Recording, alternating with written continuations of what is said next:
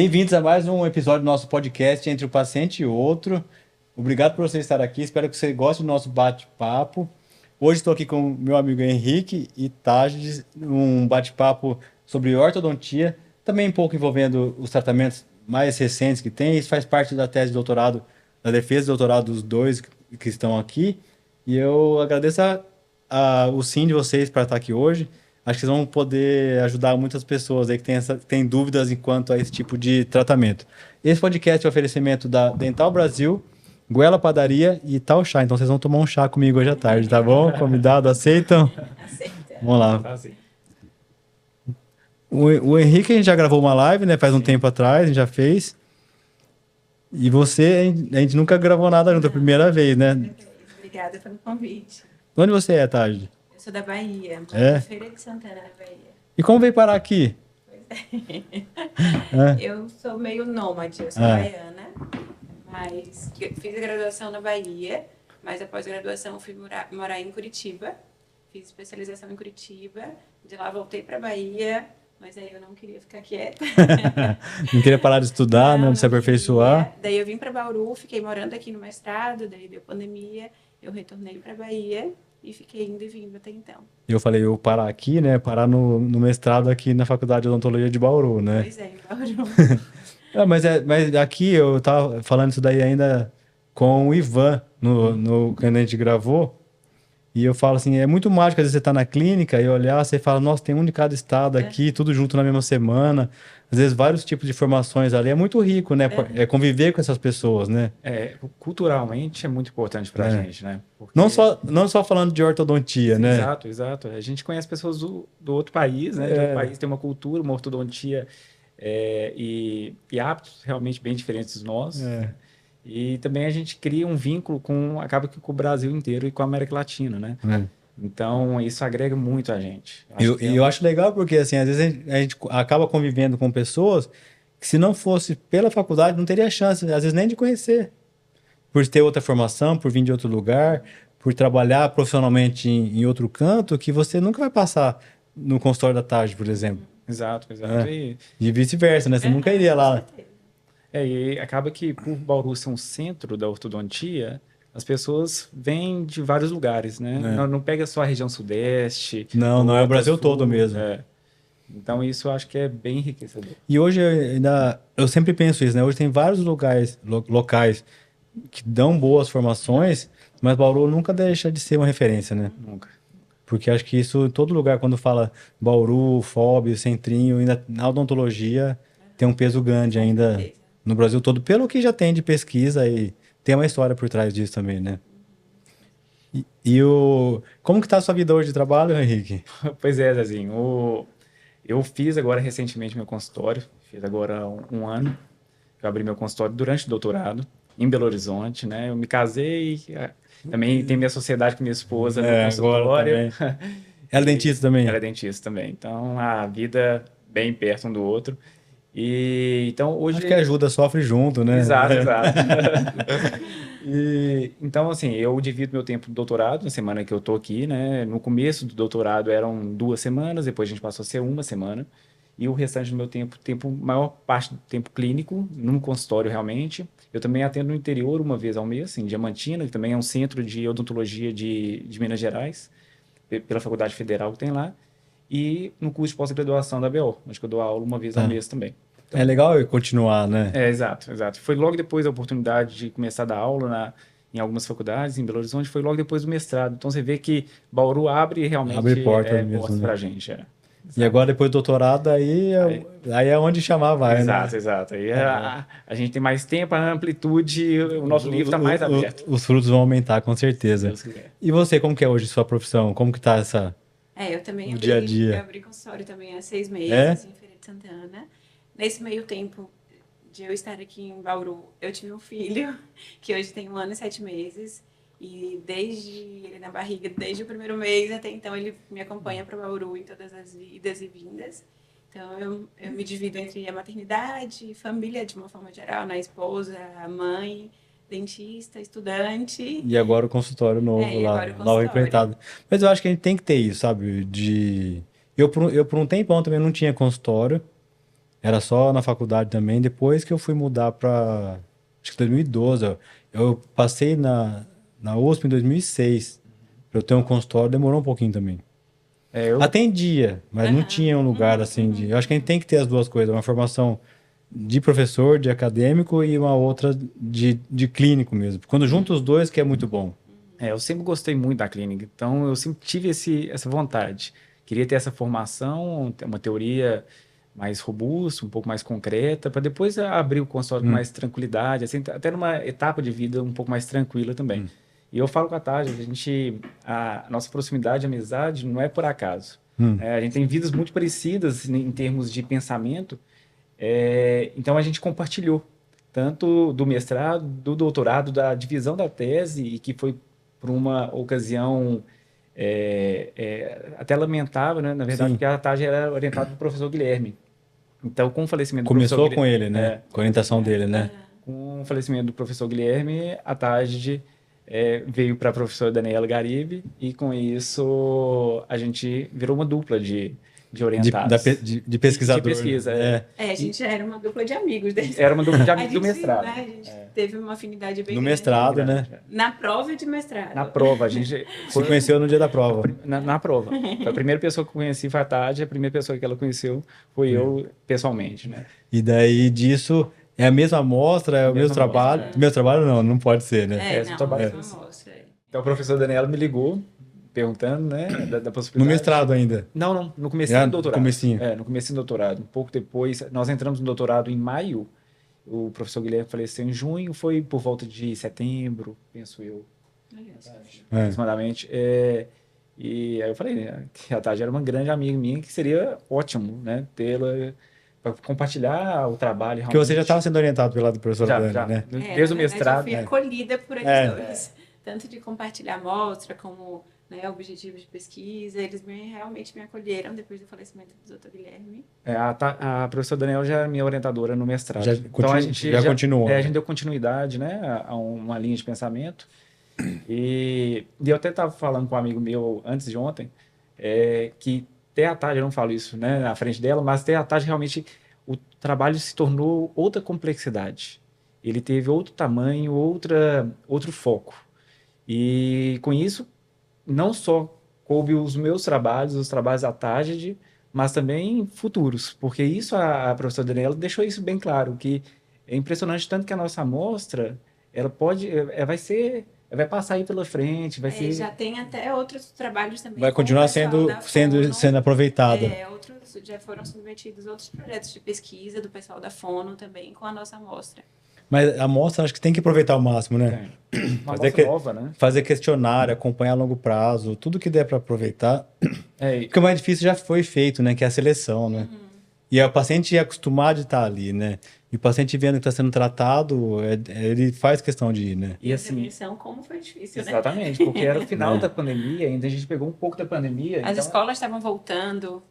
A gente foi em mais de 16 escolas aqui em Bauru, e mais de 3 mil pessoas, crianças que a gente fez uma triagem, né, para tentar pegar a amostra realmente. Então foi uma época bem difícil, com toda a paramentação de uma triagem em plena pandemia, e que não foi fácil, mas assim, por isso que ela tem que valer por mais tempo, né? Porque você sabe o trabalho que foi, né, como foi difícil, né, para ter. E foi interessante que ela pegou agora, principalmente no trabalho à tarde, tem uma ligação muito grande com a Fono. Tati, eu falei, né? Você falou, mas porque eu sei, mas fala pra gente do que é a tese, então. Sim. Qual que é essa amostra? Nós compartilhamos a mesma amostra, que é uma amostra de crianças com mordida aberta, né?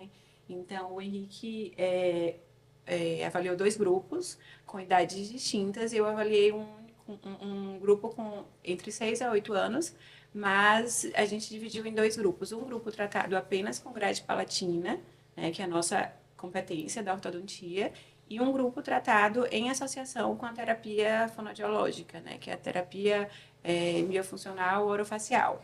Foi tratado com ortodontia mais a fono. Isso, E randomizado. Randomizado. Foi um estudo clínico randomizado, um dos grupos só com orto, só com grade palatina, e o outro grupo, grade palatina em associação com a terapia. E isso é uma dúvida ainda. Hoje atendi um paciente aqui, que a mãe, enfim, o filho caiu, bateu, e ela mostrou a foto e tá com a mordida aberta. Então, assim, uma coisa ela vê pelo trauma e perguntou da mordida. Ah, quando que eu começo a procurar alguém? Será que eu já tiro a chupeta? O menino tem 3 anos. Então, isso a gente tem que saber. Não adianta agora, com 3 anos, começar nada. Ah, ele usa chupeta só para dormir. E mesmo que usasse o dia todo, com 3 anos não se faz nada hoje em dia, A né? criança geralmente não tem um preparo psicológico para aceitar um tratamento, né? Aceitar um aparelho móvel que fosse. É, com essa idade, Não né? tem ainda, né? Não tem uma maturidade emocional para aceitar. Então, a gente recomenda que a primeira consulta seja com 5 anos. E isso não significa que o paciente vai começar, né? A gente vai avaliar. Mas não é errado eu falar para a mãe ou para os pais assim, porque às vezes falo uma data, eu costumo falar assim, ó, quando começar a trocar o dente, o primeiro dente, o central, né, que é normalmente é o que começa, quando começar a amolecer, procura um ortodontista, né? A primeira consulta Se não for um trauma, né, com 3 Exato. anos que cai o dente, né? O que acontece muito a primeira consulta ortodôntica realmente, né, nesse primeiro período transitório, a primeira troca dos dentes. Mas a primeira consulta odontológica é bem mais novinho, né? Porque você vê, a gente tem o Júlio Laranja, a parte de prevenção, tudo, mas ainda falta muito lugar chegar a informação. Muito. De quando procurar o ortodontista, e eu acho também que o pessoal, assim, em geral, não tem noção do que o ortodontista é capaz de fazer, no sentido de acompanhar a formação da face ou controlar o crescimento do paciente durante a vida, né?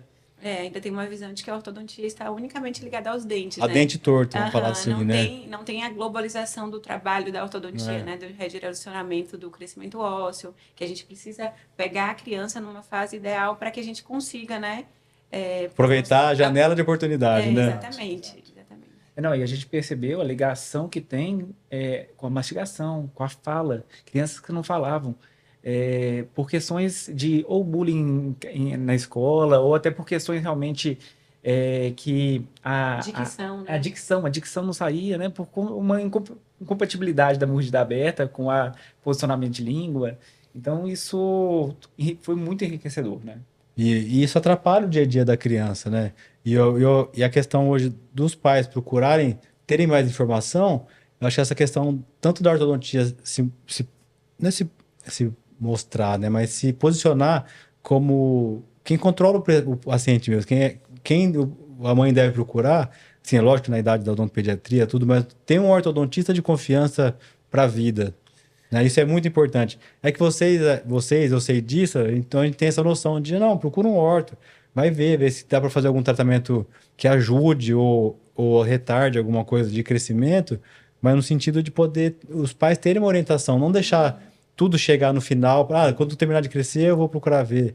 Ter essa chance de escutar um bom ortodontista, né? E a gente sabe hoje que existem algumas más oclusões que elas devem ser tratadas mais cedo.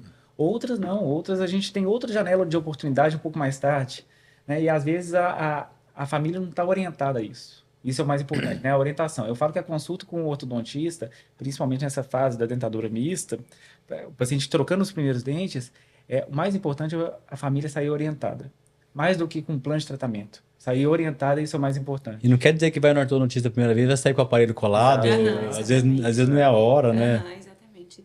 E ainda puxando para o nosso trabalho, em especial do Henrique, isso que ele falou de quando o melhor momento para a gente tratar, né? E não só o mais precoce possível, mas a gente avaliar se não vai ter um sobretratamento, né? E é justamente isso que o Henrique avaliou.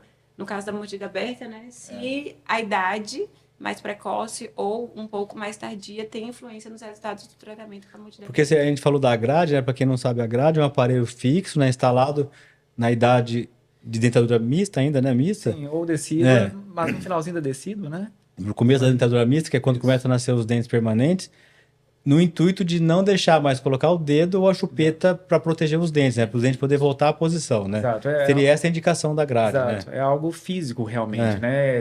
Intercepta a língua de chegar ali, ou o dedo, ou Não a deixa chupeta. ter mais o apoio no dente. Então, essa é a função da grade. É um aparelho passivo, né? Ele não aplica força sobre os dentes, mas ele impede o De to- hábito de chupeta. do hábito de piorar a sucção. posição dos dentes, né? E assim, é um consenso. Na verdade, o nosso trabalho veio para tentar solucionar, para tentar responder duas perguntas inéditas. Mas é um consenso, assim, se a gente tenta conversar com ortodontistas mais experientes, ou até mesmo ler livros mais clássicos, a gente vê que a grade palatina, por ser um tratamento padrão ouro, na mordida aberta, né, uma maloclusão bem presente nas crianças,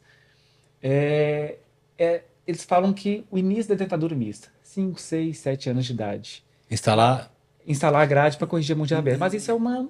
Então isso também bateria como uma resposta na idade de suspender o uso da chupeta na Exato, criança também, exato. né? Porque tem que ser junto, né? A gente fez essa associação com hábitos. A gente viu as crianças que tinham hábitos para ver se essas crianças com hábitos teve uma eficiência da grade menor ou a mesma.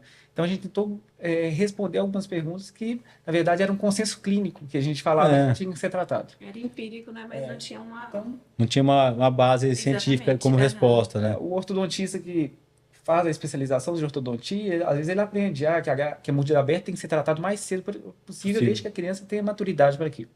5, 6 anos de idade, um exemplo.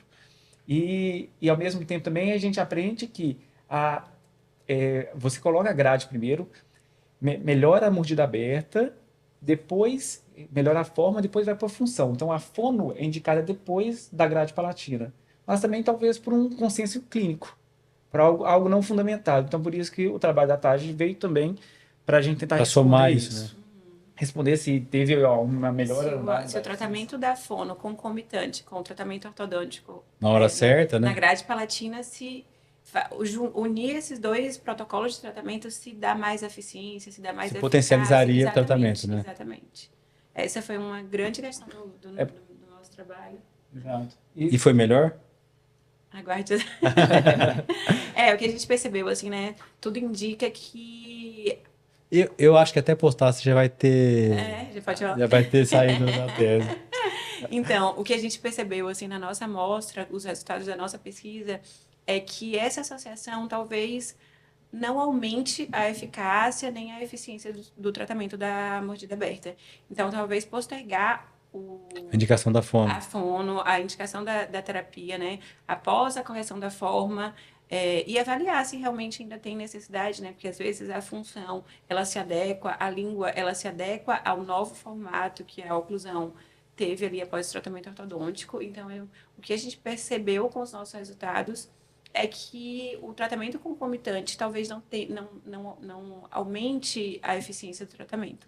Então, a gente porque eu assim, sem saber a resposta, eu pensaria o quê? Que com a grade, para fono seria ruim.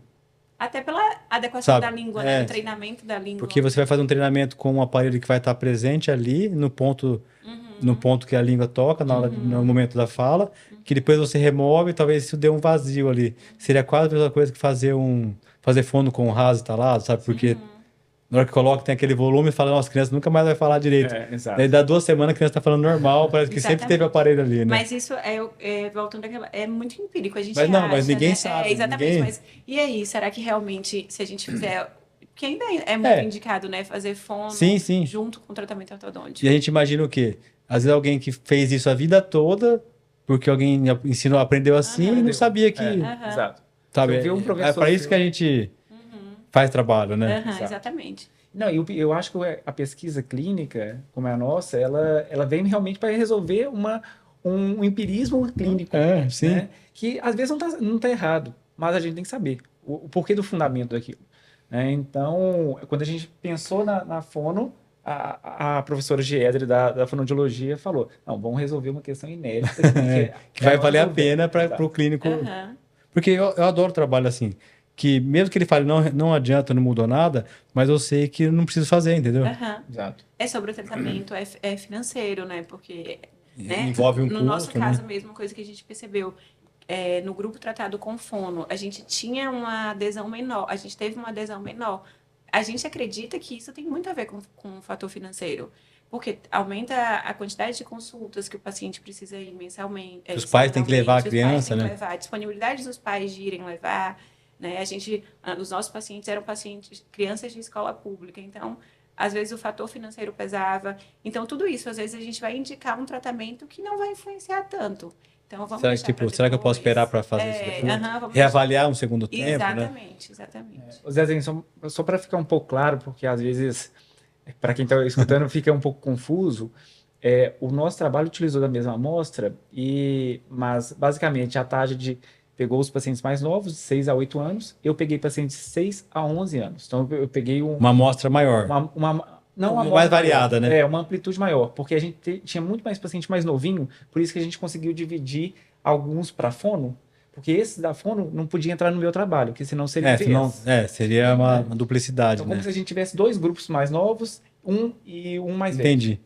Então, no meu trabalho que eu fui o primeiro autor, a gente estava querendo ver realmente uma resposta entre a eficiência da grade palatina nas diferentes idades. E da tarde demais, no mesmo grupo de idades, a eficiência mudou ou não. Potencializando a fono junto. Exatamente. Só para ficar um pouco mais claro. Acho que daí ficou claro, assim. Ficou nivelado a conversa. Mas tinha dado para entender. Mas o problema disso, porque os pais têm essa dúvida. Porque a criança começa a usar chupeta, ou chupar o dedo, e quando eu começo isso? Né? Eu preciso esperar trocar o dente? Será que isso aí nunca mais vai voltar? Porque às vezes tem mudança no rebordo que acontece, ainda bem que na dentadura descida, que fica muito discrepante. Dá para ver de longe que a criança está com a mordida aberta, né?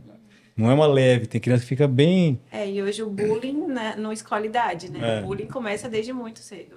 E a influência do bullying, né, no futuro, né, na inclusão social daquela criança, né, no psicológico da criança. Então, às vezes não é só se o tratamento é mais eficiente numa idade precoce ou não. A gente tem que avaliar todo o cenário, né, da criança, né? Às vezes, a gente pode esperar? Pode, mas o que ela está vivendo hoje, o que ela está passando hoje... Fora a boca, a gente pode ajudar? Ela está passando por bullying, então vamos, né? E teve variação do tipo de aparelho ou foi todos grade convencional? Todas as grades de metal, realizadas até pelo mesmo laboratório, para não ter nenhuma alteração até de tamanho. Com banda no primeiro molar, arco palatino. Exato. Ou o primeiro molar permanente ou o segundo molar descido. Né? Para poder ter uma padronização também do tipo do aparelho, né? Exato. Porque tem outros tipos de aparelho que também são usados para... Tem outros tipos de grade, né? Para tratamento de mordida aberta. E muita gente fazendo isso também hoje com alinhador. Não sei se vocês vão querer entrar nessa parte, se vocês têm alguma coisa a falar. Porque hoje o alinhador acaba fazendo um pouco de tudo, né? Ou vendido para tudo, né? Sim. A mordida aberta tratada com alinhadores, ela tem um desenvolvimento maior em pacientes com dentadura permanente por meio de intrusão posterior. Né? Porque a gente pode corrigir a mordida aberta na dentadura permanente por extrusão anterior ou por intrusão posterior. E a intrusão, o plástico do alinhador, ele ajuda na intrusão. Mas a extrusão é um movimento mais difícil com o alinhador, né? Com o alinhador do que com o aparelho fixo.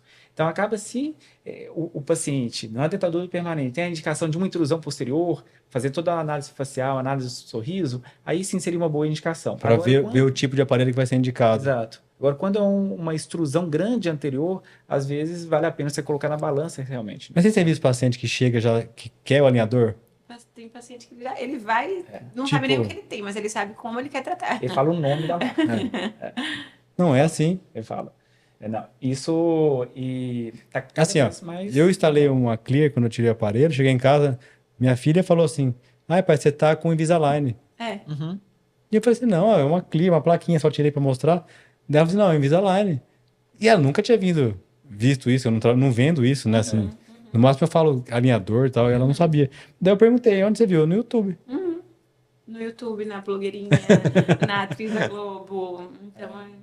E acaba que agora os alinhadores, né, tendo essa indicação de tratamento para pacientes mais novos, elas vão chegar nesse público também mais novo que vê o YouTube. Tirou a chupeta para pôr o first.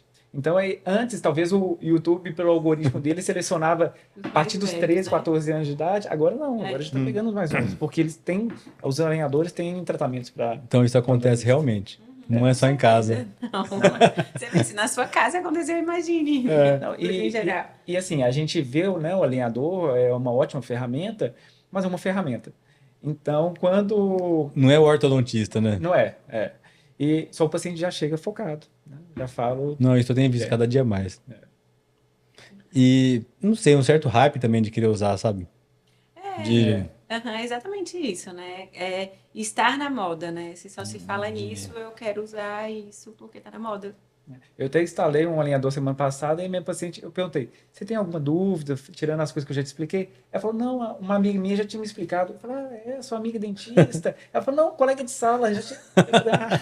Vai. Entendeu? Já. Mas você sabe que tem uma coisa? Quanto mais especialista a gente é, mais a gente tem que estar atualizado naquela área, né? Por quê?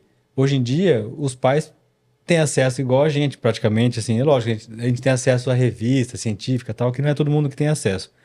Mas o que tem na internet, se bobear, os pais, se estão ali procurando, eles aprendem primeiro que a gente, se eles estão o tempo todo ligado naquilo.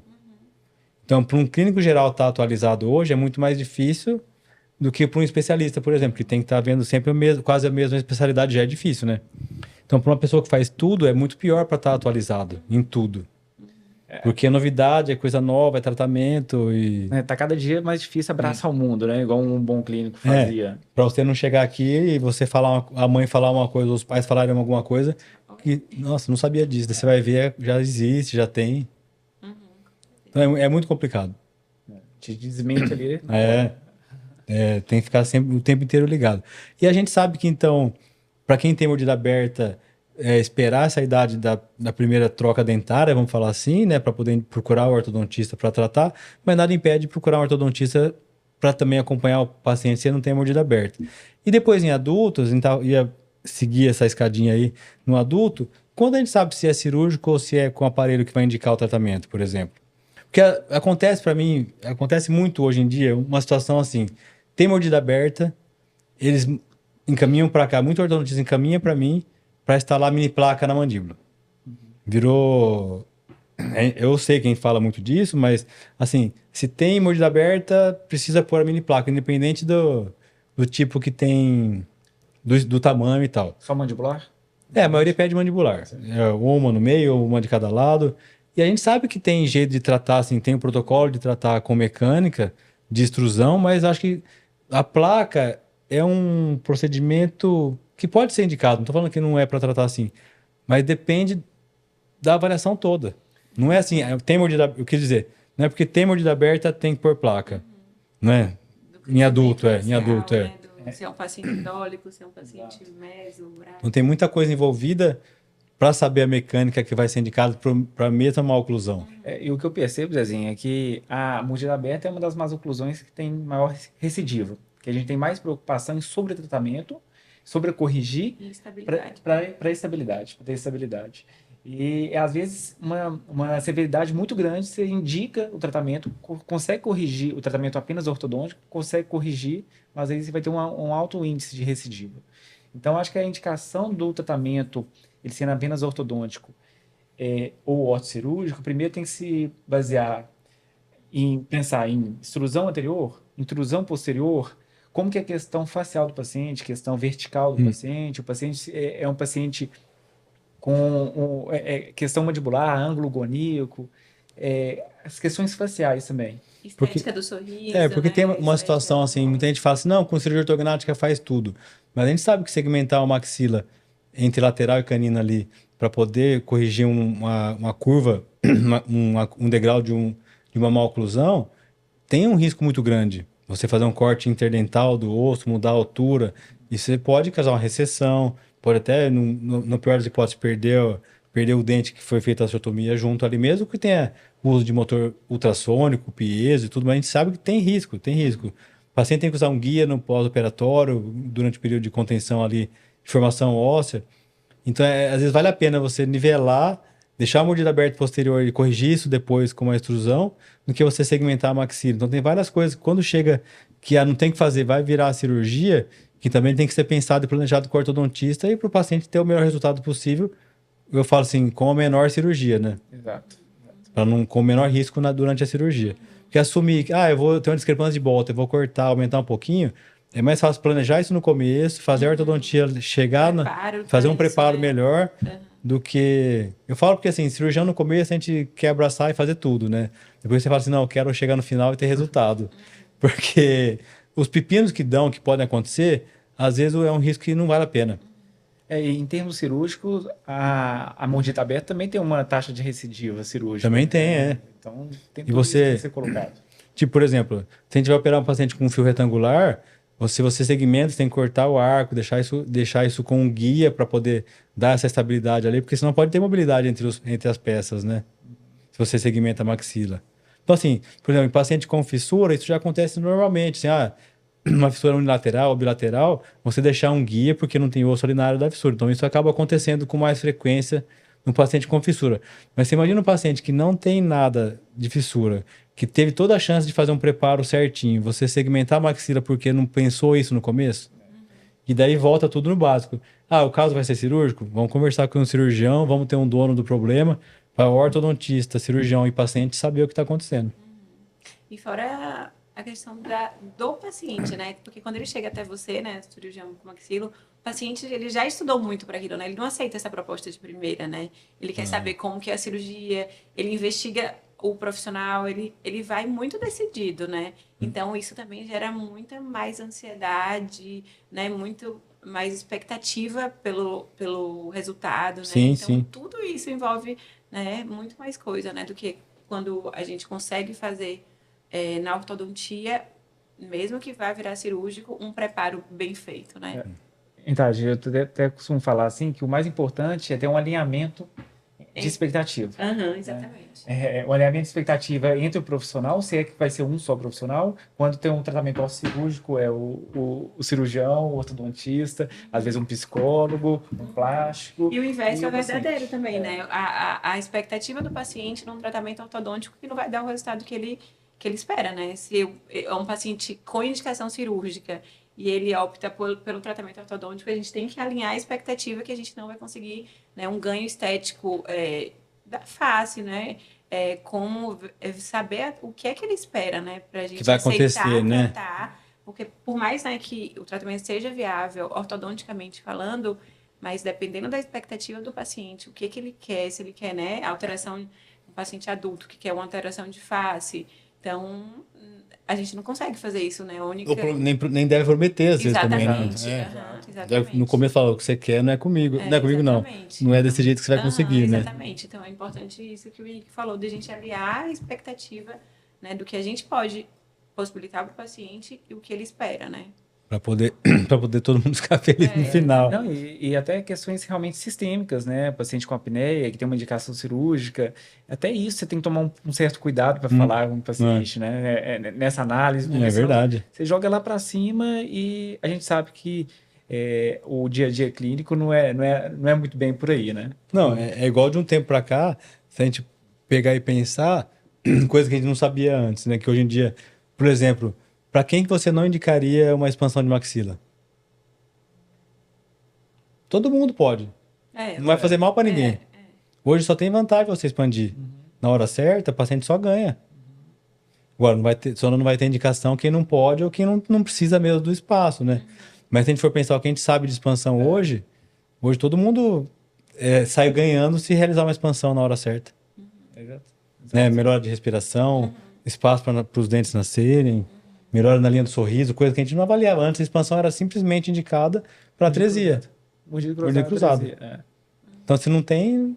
Mas é isso, é a resposta clínica, né? É o que a gente E veio de estudo, né? Exato. E veio dos estudos. Então, a mordida aberta tem muito empirismo assim, na indicação, e acho que esse trabalho vem para ajudar nessas respostas.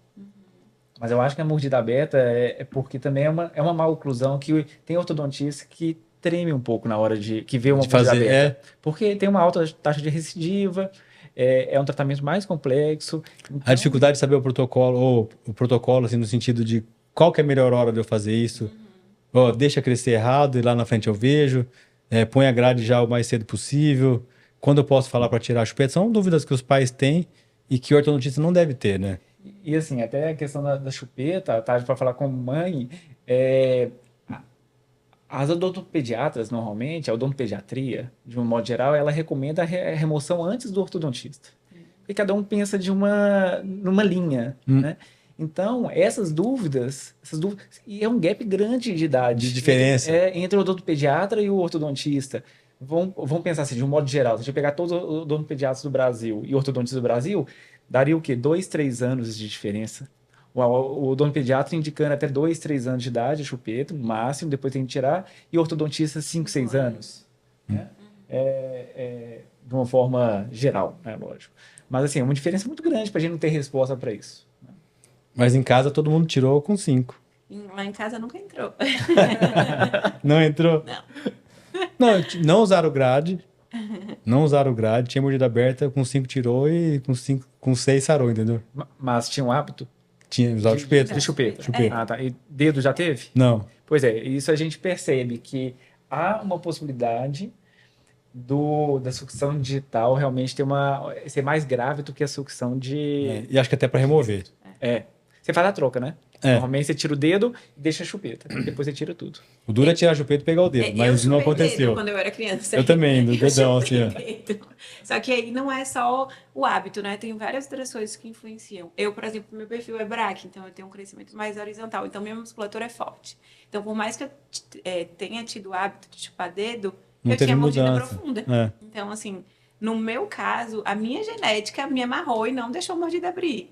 Então eu chupei dedo por um bom tempo, mas isso não interferiu por outros fatores. Mas se a gente pega um longa, Aí, aham. Assim, o nosso trabalho a gente tentou excluir os outliers, né? Pacientes com a face muito longa e os pacientes muito braque, né? Faciais. no máximo um dólico ali para poder nivelar, né? Exato. E a gente percebeu que realmente os pacientes um pouquinho mais verticais, eles têm uma dificuldade um pouco maior. Porque uma coisa que eu tento ver e falo, eu vejo o padrão de face, né? Se o padrão é bom, eu falo, usa até 5, não vai fazer mal nenhum. Vai tirar e vai voltar. Vai voltar ao normal, não vai ter problema. É o difícil é que quanto mais tempo usa, mais difícil é de tirar. né? Mais difícil Mais de difícil. tirar. E dá dó. Dá dó em casa. O primeiro dia de quando tira é ruim pro pai também. Pros pais. É ruim pros pais. O dia Nessa hora não é dentista, não, né? Nada, aí não tem jeito. E até assim, falando sobre face, de vez em quando eu recebo de alguns alunos assim uma foto. Ô, professor, me ajuda aqui, né, a solucionar esse caso. O que você faria nesse caso? E sem foto de face. Só a foto dentária. Dá mordida. Aí você não tem você não teve a avaliação clínica, você não tem a queixa, você não tem... Mas sabe o que você tem que responder? Colar tudo, evoluir o nivelamento até fio retangular. Então, assim, não tem jeito de errar, entendeu? Tô brincando. Porque eu já vi muito planejamento que era assim, cola tudo ao mesmo tempo, evolui o fio do mesmo pro mais, assim, do menos pro mais, e até aí, você colar aparelho. Receita de bolo. É difícil não errar assim, né? Depois põe um elástico e tá tudo bem. Mas sabe o que eu acho? Porque daí assim, vira um padrão, todo mundo sabe o que fazer, e os que dão errado, deixa quieto. Esconde. Porque um monte vai dar certo. Entendeu? Mas os que dão errado também dão errado feio, né? Não. Quando a gente faz tudo igual. É difícil isso. Agora, todo dia que a gente aprende, é difícil de fazer. Demora um tempo para aprender. Depois, para você começar a não ver o rosto, o padrão, a oclusão, você já sabe para onde você tem que ir certinho. Até isso acontecer, vai um tempo, vocês sabem disso. Eu tive um professor na especialização que ele falava que a gente podia ter calma, que a gente só vai aprender ortodontia na terceira geração de paciente nosso. Terceira sequência de pacientes que a gente pega. Então, vamos pôr que é uns 6, 7 anos de especializado, depois que você fez a especialização. Porque aí você já vai ter uma experiência onde você consegue já perceber que aquele paciente lá que deu errado, para esse aqui também vai dar errado. Então, você tem que indicar outra... Não vou fazer igual para não ter o mesmo resultado, né? A experiência conta em vários casos, né, ortodônticos. Com certeza. O jeito de planejar, o jeito de ver, a hora certa, o time ali. E é individualizar cada vez mais, né? Acabar individualizando. E a questão do tipo de bracket, isso influencia depois para fazer o fechamento? O fechamento em si, não muito. Porque o bracket ortodôntico ele é muito indicado quando a gente tem muita alteração de inclinação e angulação de dente. No caso de uma mordida aberta, a gente quer muita extrusão, movimento vertical. Então, na verdade, a gente até utiliza elásticos em fios mais finos, onde que não faz nem a leitura muito bem do bracket. É mais pela força do elástico. Pela mesmo, força do né? elástico. Então, é um movimento mais descontrolado, realmente, do ponto de vista mecânico. Então, influencia, mas não é um ponto crucial. Isso não é um ponto crucial no tratamento da mordida aberta. Sim. Igual de outras... E quanto que a gente fala que tem que ir para cirurgia, tem que vir pro cirurgião, por exemplo? Quando é muito... Porque tem essa outra dúvida também que muita gente tem. Talvez na infância não. Porque a gente sabe que melhora muito e tal. E você mantém a grade ali até isso melhorar e vai trocar dente. Então você... não melhorou tudo na descida, você vai deixar até o terminal permanente de chegar e ainda tem uma vantagem nisso, né? Mas quando é dos permanentes para frente, uma dúvida muito grande é de quando opera ou não. Quando vira cirúrgico ou não a mordida, pelo tamanho. Eu falo assim, você está planejando um caso, sei lá, tem uma mordida de 7 milímetros ali. 7 é cirúrgico ou 7 é compensatório? Para mordida aberta, por exemplo. Quando... O que eu penso? Você tem que avaliar alguns pontos. O principal dele é a severidade, realmente, a quantidade de mordida aberta que você tem naquele paciente. E uma análise de face. Quando a gente percebe onde que a gente tem uma possibilidade de desenvolvimento dental-alveolar grande, uma extrusão grande junto com uma intrusão posterior, o paciente pode mostrar mais sorriso, com disposição. Aí sim é um paciente que a gente consegue corrigir mais apenas ortodôntico.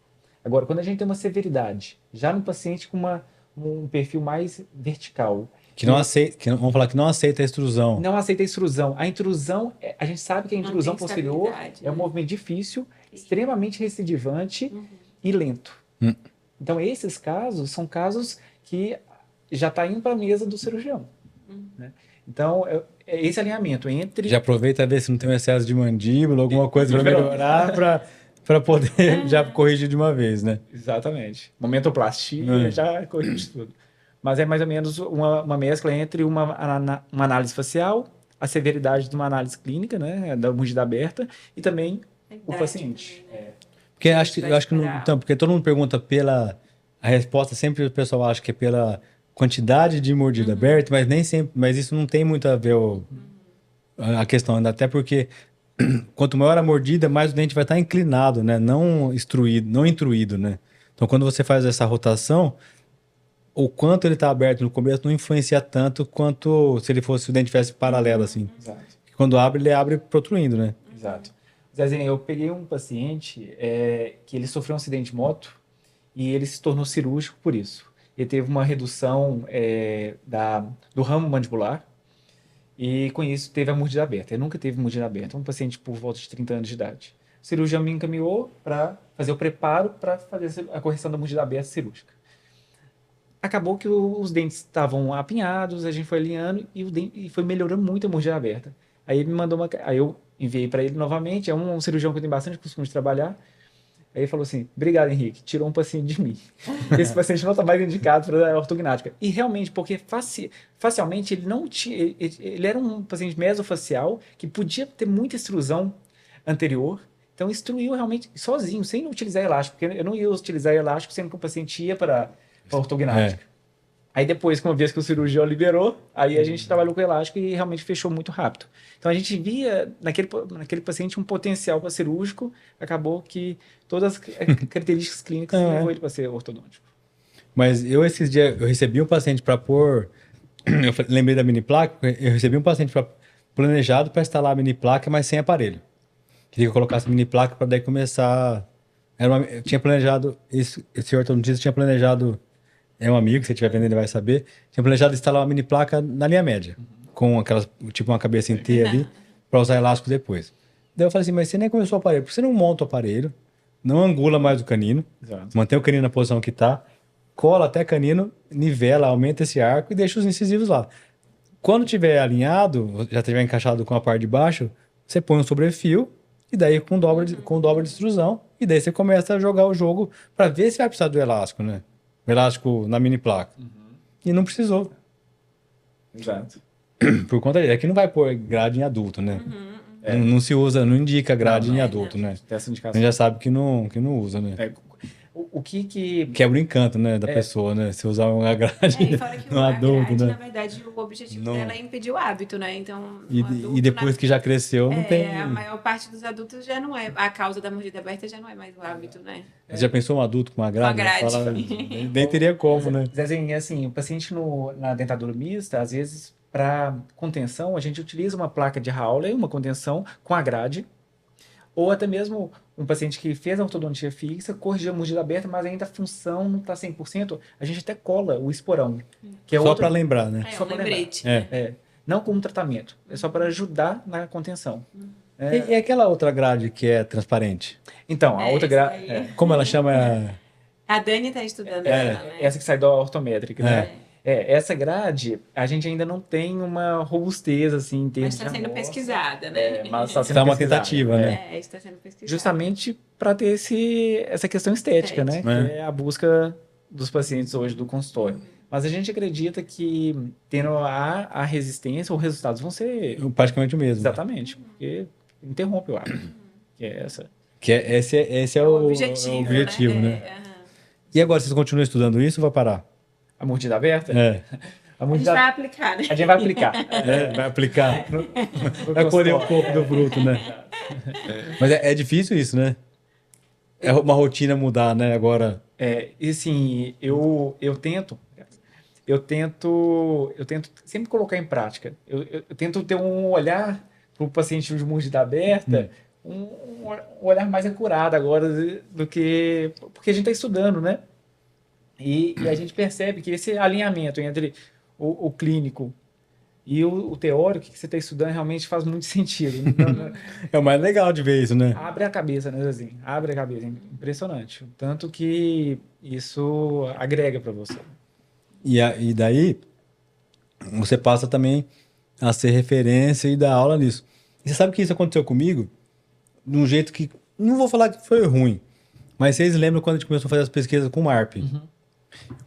Eu sempre fui um cirurgião que fez ortognática, trata paciente com fissura e tal, tira dente difícil.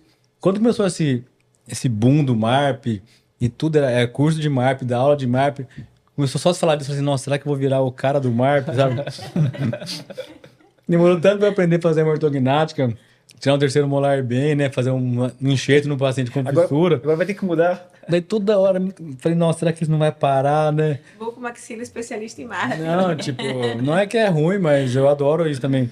É uma janela, é uma gaveta ali de tratamento que a gente indica, né? Mas não queria ser o Bucomaxilo que só faz que isso, só né? faz isso, né? E eu acho engraçado quando a gente começa a estudar mais um tema, é engraçado que no consultório aparece mais paciente. Eu não sei se aparece mais ou que você teve um olhar diferente para aquele... Não, é igual o paciente chega aqui, às vezes fala assim, nossa, todo mundo tem dente igual o meu, eu falo assim, aqui todo dia. Porque só vem o difícil, né? Uma amostra.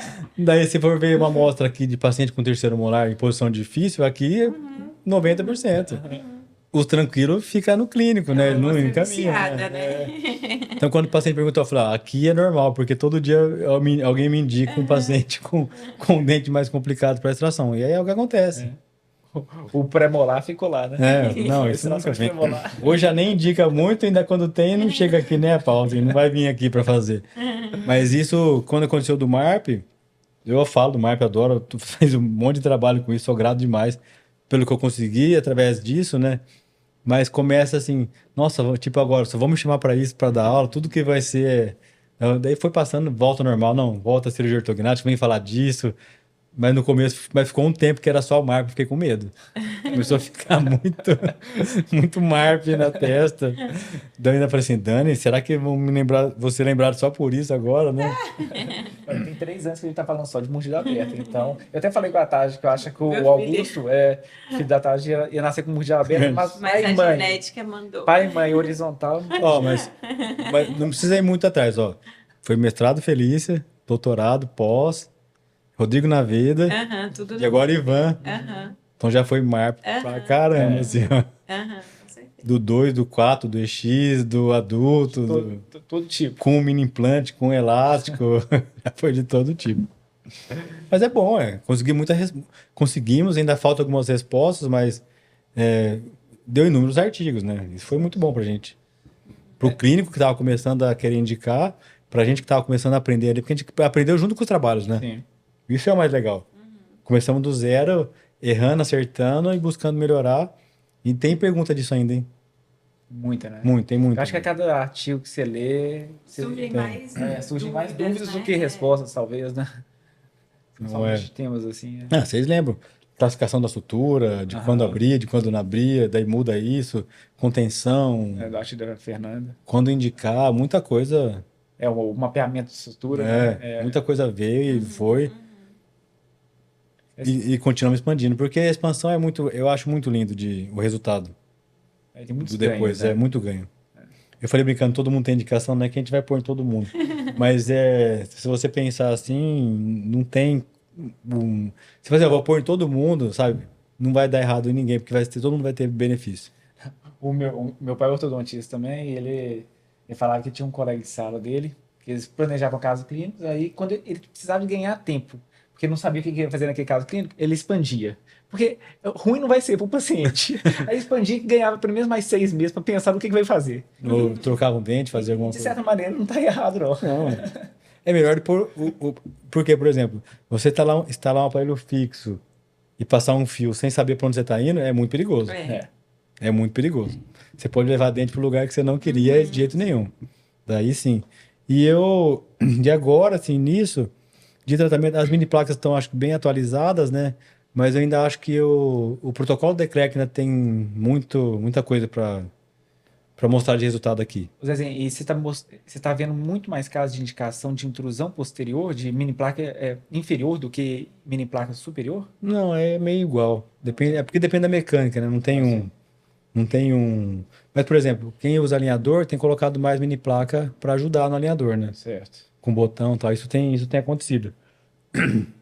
Mas também eu acho que o alinhador já se tem um protocolo de finalização, tem muita gente que já está muito boa nisso, mas se você for pensar assim, na grosso modo, para quem está começando, a finalização com o fixo, eu creio que quem está iniciando é mais fácil finalizar bem com o fixo do que finalizar bem com o alinhador, né? Ah, sim, sim. A gente não... Porque assim, faltou no aparelho, faltou alguma coisa, faz uma dobra, recola tal. No alinhador você tem que voltar ao planejamento, fazer uma sequência de alinhador. A finalização no alinhador acaba sendo mais difícil, eu acho, do que... Eu acho que o alinhador você tem uma maior dificuldade nesse começo de um controle dos efeitos colaterais que você tem, né? Então acho que é mais... Eu acompanho algumas pessoas que fizeram, que eram muito boas no convencional, que migraram para o alinhador, porque é uma tecnologia nova, né? Isso o mercado pede, e os pacientes também fazem a gente começar a ter que aprender, que no começo o mais difícil é finalizar bem com o alinhador, né? E o que eu percebo também é que parece que os critérios de finalização mudaram com o alinhador. Assim, porque aquele rigor que você tinha de finalizar com ortodontia convencional, parece que no alinhador, tá bom. A gente já chegou aqui, tá bom. Então, assim, parece que os critérios estão aquém do que era usado antes. Então, talvez por isso os resultados também não estejam, né, de finalização, não estejam tão bons quanto do tratamento convencional. O que me preocupa, assim, é até ter uma ligação com uma TM da Invisalign, e ela me falou, assim, que a Invisalign, de tempos em tempos, faz uma estatística para ver quantos doutores que aprovam de primeira, o primeiro clean check que vem. E é altíssima essa porcentagem. Imagine. Então, a pessoa nem refaz. E a gente vê uns absurdos, né? Os planejamentos assim, iniciais, eles vêm muito aquém, né? A gente sabe disso. Então, você simplesmente pensou em alinhar. Um alinhamento... Eu nunca usei. Eu como paciente, eu nunca usei. Vocês já usaram? Não. Eu não sei como... Vou colocar na minha esposa agora. Eu não sei como que é. Eu usei a Clear e por pouco tempo também, eu não tive paciência de usar. Na primeira semana que eu fiquei sem ela, não entrou, já ficou para lá e nunca mais pus. É, e é isso, né? Tem uma disciplina, colaboração do paciente, que talvez até os professores ortodontistas mais experientes falam que a gente voltou a ter uma dificuldade que a gente não tinha mais. Que os pacientes, os aparelhos removíveis passaram a ser aparelho fixo e agora a gente voltou para os removíveis. É. Então a disciplina tem que... E uma das grandes vantagens do aparelho fixo era justamente a gente não depender da colaboração do paciente, né? E agora a gente voltou atrás. É só ele vir todo mês que você ativa e a coisa vai andar, né? Só não descolar. E a gente é inquieto, né? Porque vocês chegaram a usar cimento ruim de colagem? Resina ruim? Eu não sei, no início Você fala faltava muito, mas talvez era falta de experiência. Hoje em dia... Mas acho que porque melhorou muito as resinas, né? De colagem. Muito. A adesão Melhorou muito. é outra, né? E quando ficou boa, vocês decidiram usar o alinhador. A adesão tá ótima, não solta mais Quando nada. a resina ficou boa, todo mundo só usa alinhador. Não, quando o cirurgião aceitou, ao invés de bandar molar, colar molar, não precisa aí mais. agora não pode mais. Então, é porque agora não solta por nada. Então, Um tubo colado não solta por nada. e eu falo isso com os cirurgiões. Não, pode acreditar, não vai soltar, não vai soltar. Não, mano, na época de Concise lá, Vidrion, que era aqueles aparelhos, aqueles cimentos antigos, não era nem Vidrion o nome, era outro que usava lá. É Vidrion, acho. Vidrion e Meron, né? Que antes de ter. Vidrion, Agora esqueci o nome do que tem da 3M1, que não solta por nada. É é aquele roxinho. Eu tenho aqui, esqueci o nome. Também esqueci o nome dele. Mas assim, a banda soltava às vezes. Agora, com esse daí colado, não é por nada. Pode pendurar, Não solta mesmo. não solta por nada. É difícil. É difícil de tirar.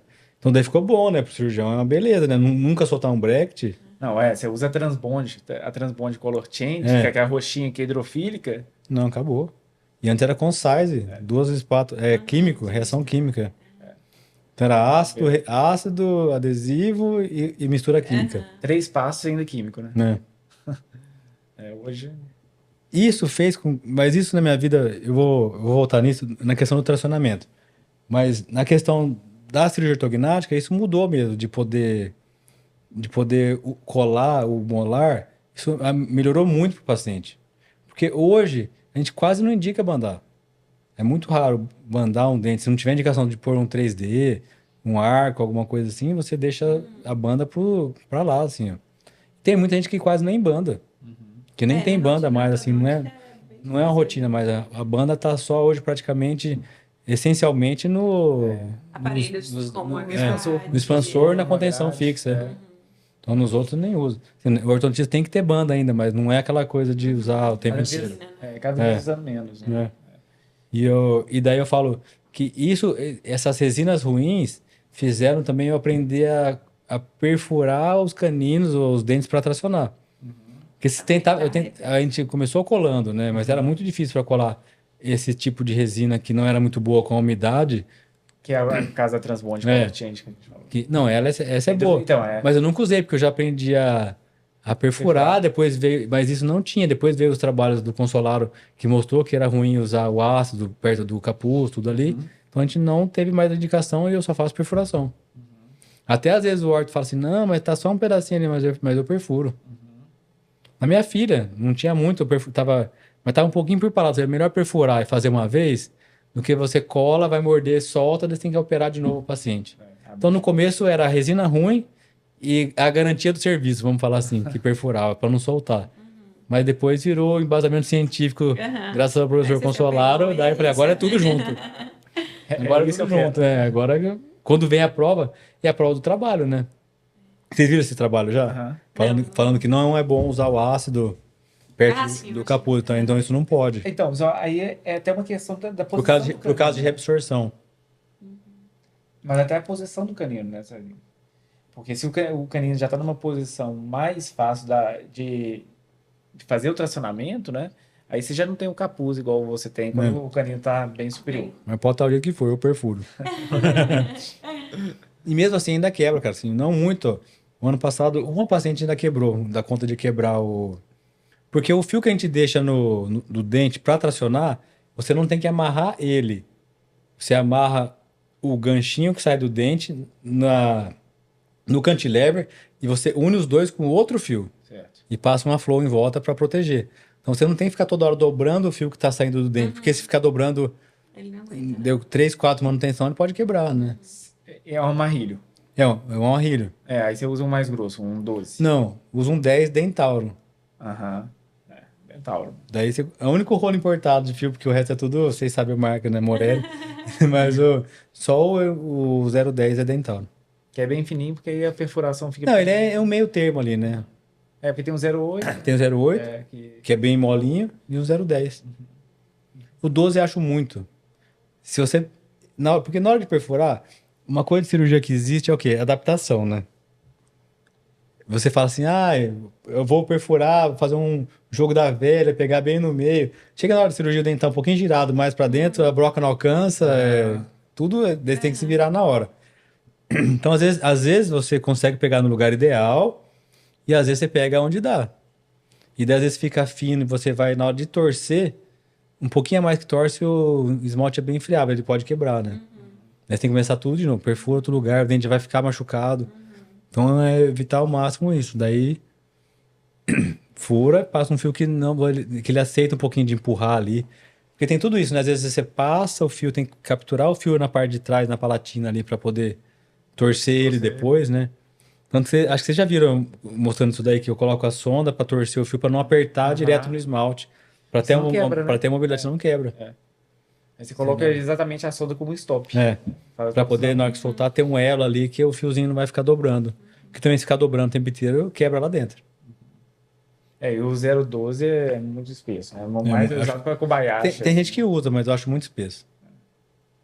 Acho que daí já é demais, sabe? Já é demais o... Mas muito cirurgião usa e... O importante é dar certo, é o resultado, sabe? Não importa se... E normalmente é perfuração na ponta de canino. Na ponta de canino. É onde você quer o vetor de força. Pra aerodinâmica ali do... Onde você tem mais esmalte também, né? Seria o melhor pra poder fazer. E agora que vocês já estão com data de ir embora daqui, já é meio despedida essa conversa? Já está. Já é em tom de despedida, né? Mas ele vai defender essa semana, mas mês que vem ele tá aqui de novo pra me ver. A gente tem data na última semana de maio. Né? Aí realmente é a nossa última. Tirar os armários, desocupar armários. Desocupar armários. É meio triste, né? E eu sou um pouco saudosista, então a gente já fica meio reflexivo. Mas é só você pensar quanta coisa boa você fez. Vocês fizeram, né? A gente tem que passar pelas etapas, né, Zezinho? Porque é importante. Você tem que iniciar e finalizar. Pelo menos vocês fizeram doutorado na hora certa. Eu tenho preguiça até hoje de pensar em começar. Minha chance foi não ter feito na pandemia. O professor Dani tinha chamado, porque foi um pouquinho depois do meu mestrado. Porque eu também fui fazer Eu fui fazer o mestrado depois de um monte de coisa, né? De ter filho, de casar, de trabalhar, de prestar concurso. E depois, hoje, eu não consigo pensar em parar para fazer o doutorado. Esse foi um dos motivos de seguir. Não consigo. Às vezes eu penso um pouco. Eu pensaria muito se não tivesse seguido. O nosso a gente não teve tempo de pensar. A gente defendeu. Né? Vamos abrir a prova, vamos. Na semana seguinte, a gente tinha prova de proficiência de inglês para fazer. Saiu do mestrado e entrou no doutorado. Doutor Guilherme não deixava a gente pensar para... Se deixar os 3 meses à tarde na Bahia, volta para casa, começa a ganhar dinheiro e não volta mais, né? Não, isso acontece, cara, porque eu fico pensando assim, uma hora eu vou fazer, mas não sei que hora. Não sei que hora vai ser. Hoje, assim, hoje agora no finalzinho, né? Aí a gente já fala assim, tinha que ter feito nessa hora mesmo, porque eu não farei depois, provavelmente, né? Então... Não, mas te faço essa pergunta, a tarde é mais fácil de responder. No sentido assim, você já tem filho, tá casado. Se tivesse com o consultório, vamos supor, terminou o mestrado, já tá com o consultório andando, teve filho, muito difícil. Daí já tá rodando dinheiro ali, se você for parar para voltar. É muito difícil. É muito... A gente sem ter deixado tudo isso quando a gente decidiu. A gente se questiona muito no percurso, né? Imagina se você já tivesse estabilizado e tivesse que parar tudo para decidir estar aqui, né? Porque estar aqui é muito... Tem muitas demandas envolvidas, né? É uma decisão bem... Parece fácil depois ficar aqui, né? Mas o que fica para trás que ninguém vê, né? Aí agora tá tudo ótimo, porque a gente tá finalizando. Mas o que a gente passou para chegar até aqui é uma fase de muitos questionamentos, né? A carinha já tá voltando ao normal, a cor já tá voltando. Não, mas deu tudo certo e vai ser uma bênção. E vamos continuar. Só não sumam, tá bom? Que a gente acostuma com vocês aqui o tempo todo. Não tem jeito de sumir de Bauru, quem é dentista. Pior que é. Ou pelo menos nos encontros, a cada 2 anos, né, a gente se vê. Eu faço questão de sempre ir nos encontros de orto. Vocês já repararam, assim, mas eu tô em todos que eu posso ir para não perder isso e estar atualizado também, porque eu acho que a ortodontia... Eu acho que se quando eu fiz a residência tivesse tido dinheiro para fazer a SP, talvez eu tinha ficado mais ortodontista do que cirurgião, assim. Por causa do começo da cirurgia é bem difícil. Começar a ter alguém que te indica. Hoje, vocês verem o Zé assim igual é uma coisa, né? Mas quando você está começando...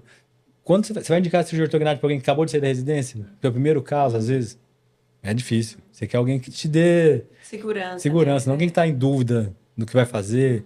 Então, no começo é mais complicado a cirurgia do que... A experiência... Não que a ortodontista não vão ter dúvida também, ou a gente não tem dúvida.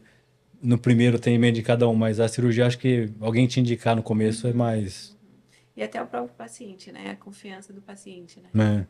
É mais difícil de conquistar quando a gente é muito cru, né?